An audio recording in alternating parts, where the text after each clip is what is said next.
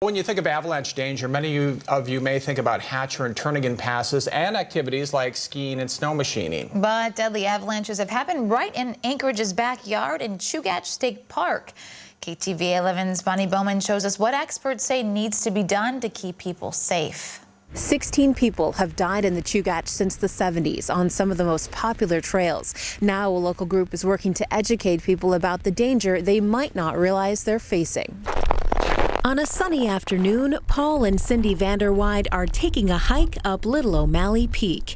They feel safe, not concerned about avalanches. For the most part up here, we're on established trails, and if we can tell that a bunch of people have been hiking on an established trail, we're not too worried about it. Cindy says despite feeling safe, they're still cautious. So we're always listening and looking, listen for that home kind of sound as we walk. Packed trails like those found right outside Anchorage can be misleading, says avalanche forecaster Matthew Brunton. Yeah, I mean, both with beginners and more experienced users, there's often this false sense of security. 3 of the 16 avalanche deaths happened on Alaska's most climbed mountain, Flat Top. And the big snowy slope off to the right that has the most snow on it, there's been a couple deaths that have occurred there. And then also over to the left, kind of like the thin slivers of snow. Flat Top is where Alaskan newcomer Charles Herr and his friends are heading. 3 people have died out here? That's brand new news to me. He says if he'd known, he would have done more to prepare. I've had people tell me, watch out, bring a shovel.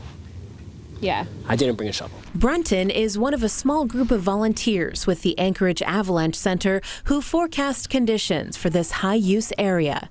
He says more needs to be done to alert people of danger and educate them about how to avoid possible loss of life, like the previous accidents. A lot of those could have been prevented just by people having a super basic level of awareness, just to be able to identify and recognize avalanche terrain. It's important for people to check on those things and to respect the mountains. The Anchorage Avalanche Center has information about current conditions and their avalanche classes on their website. We'll have a link on KTVA.com. Reporting from Glen Alps, Bonnie Bowman, KTVA 11 News.